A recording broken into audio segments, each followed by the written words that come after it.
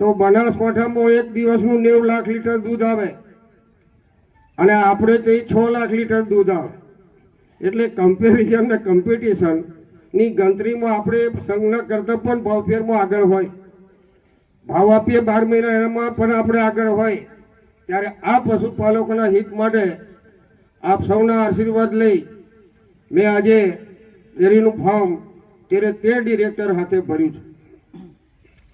મને તો ચોક્કસ વિશ્વાસ છે કે 12 મહિનામાં કોઈક માવઠું આવે, એવું કોઈ જગ્યાએ માવઠું આવે પણ પશુપાલકોને નુકસાન નહીં થાય અને કાયમ પશુપાલકોના હિતમાં જે કરવાનું હોય મેં કર્યું હોય. ત્યારે આપ સૌને મારો ભરોસો કે હું હારી ગયા પછી પણ તાલુકો છોડીને જતો નહીં. પણ હાથે હાથે કહું કે આ પણ મારી ડેરીની છેલ્લી ચૂંટણી છે. આ ચૂંટણીમાં કોઈ રહી ના જાય મારી ગાડીમાં બેસવામાં, એ આશાને અપેક્ષા રાખું છું. આ છેલ્લી ચૂંટણી છે મારી ડેરીની.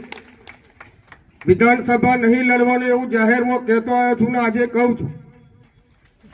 પણ જમા ઉધાર તો જે મારી હાથે કરે છે અને વ્યાજ હાથે જમા ઉધાર કરવાની આવડત છે. અને આપ સૌ જ્યારે સહયોગ આપતા હોય ત્યારે હું પણ આપણો જેટલો ઋણીને આભારી છું. સતત ગરમી વધારે છે, કંઈ મારે લોબુ કહેવું નહીં, થોડાકમાં આપણે સમજી જજો. આ ગયું વર્ષ કે અલગ કરતો કે આ વર્ષ બેકાર આવ્યું એમ નવું વર્ષ કોઈનું બેકાર ના આવે એના માટે આપ સૌને પ્રભુ શક્તિ આપે. અને મને જે કંઈ નિશાની મળશે મેં તો 2 નિશાની માગી શકે, મીણબત્તી આલો અથવા આટલી ટોર્ચ બેટરી આલો, જેથી મારા તાલુકામાં અંધારું ના થઈ જાય. તો આ નિશાનમાંથી 2 એક નિશાન મળવાનું. આ નિશાનને આપણે યાદ રાખી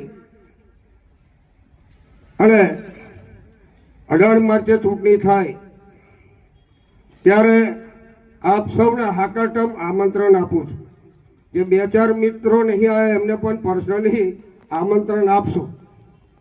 તો 81માં 80 ના થાય એની જવાબદારી આપ બધા આગેવાનોની છે. આપ સૌ જાગતા રહેજો. ઊંઘતાની પાડી ને જાગતા, ઊંઘતાનો પાડો અને જાગતાની પાડી, એમ આપણે એવું નહીં સમજવું કે 81 આયા થાય. એવી શક્તિ કુદરત આપે એવી પ્રભુના ચરણોમાં પ્રાર્થના સાથે આપ સૌ